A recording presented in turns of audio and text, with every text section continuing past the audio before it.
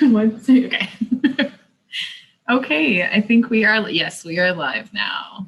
All right, hello everyone. Happy Crafternoon. My name is Lindsay, and today we're going to be talking about butterflies. So as our weather has been getting warmer and warmer, I have started to notice around my yard a few different butterflies coming around. And that got me thinking, what can I do to make even more butterflies come to my yard?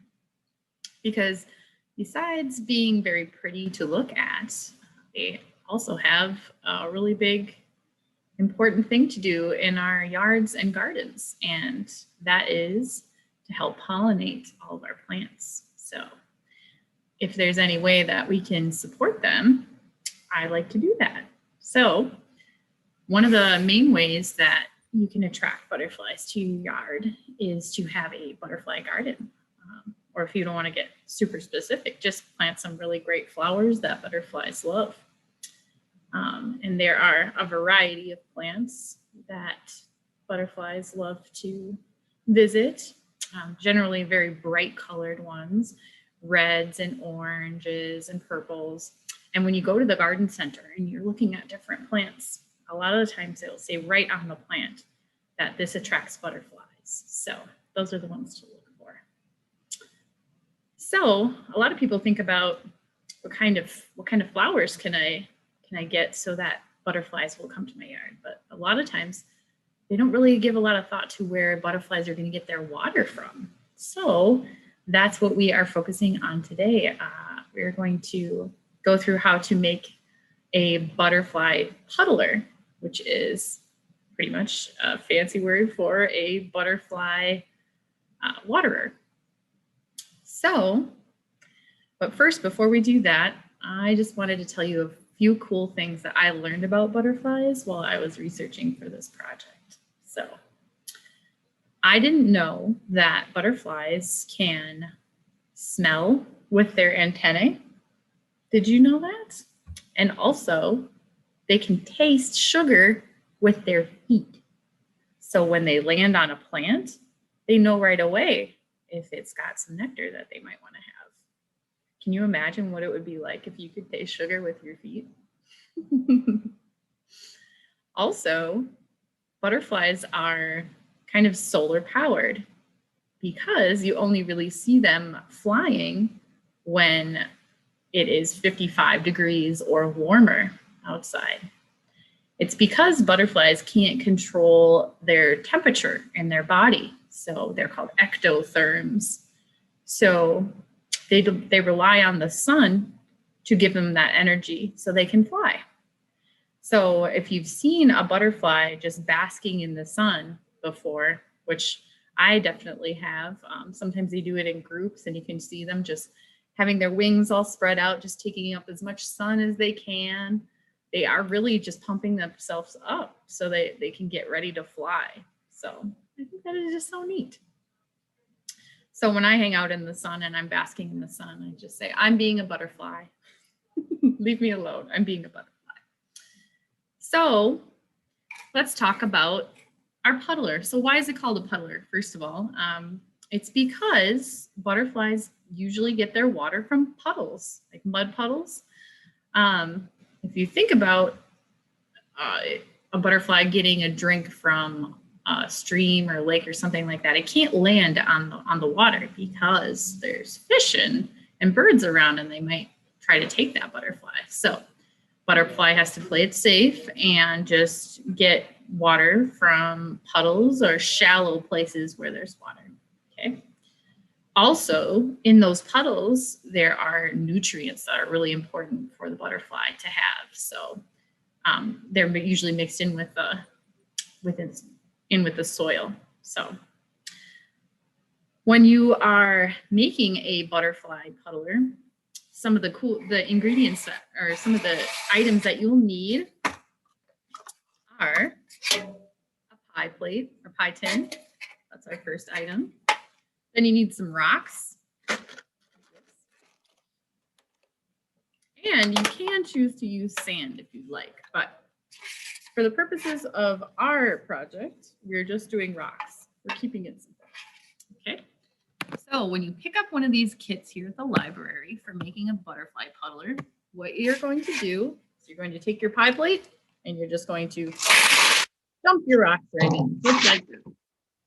So you can see what we're doing here is we're making perches for butterflies to land on. So butterfly can land here, can land here on any one of these rocks. It's like we're making an island for them. And then when we're going to put water in here. And how we're going to do it is we don't want to fill it all the way up to the top. We definitely don't want to do that. We want to leave places on the rocks. We want to leave the rock out of the water so that the butterflies can land right on top of the rocks, okay? So that is pretty much how you make one. You just want to check on your water and make sure it stays at a good level throughout the week. And another thing to think about too is where you want to put your butterfly puddler. Location is very important. So butterflies really like the sun. They're sun worshipers. So you want to put it in an area of your yard that gets at least 6 hours of sunlight every day. So you find your nice sunny spot. You get it all set. You also don't want to be close to any bird feeders or bird baths because guess what birds really like to eat? Butterflies. So we don't want to set up a smorgasbord for our bird friends. So we want to make sure that we protect our butterflies and put our puddler in a place where maybe birds don't hang out all the time. Okay, so we want it to be sunny. We want it to be away from birds.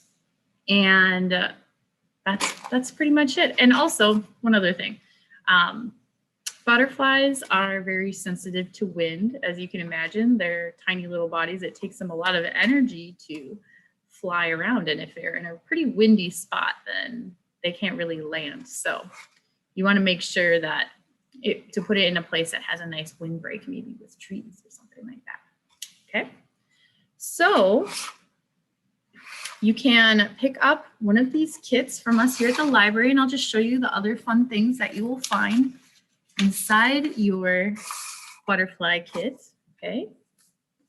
So one thing is you'll find a little butterfly journal, okay? So after you have this set out in your yard, you can monitor it and see the different types of butterflies that you find. You can make notes about them in your butterfly journal. And you can even sketch a picture of them, maybe note how many you've seen, maybe what time of day.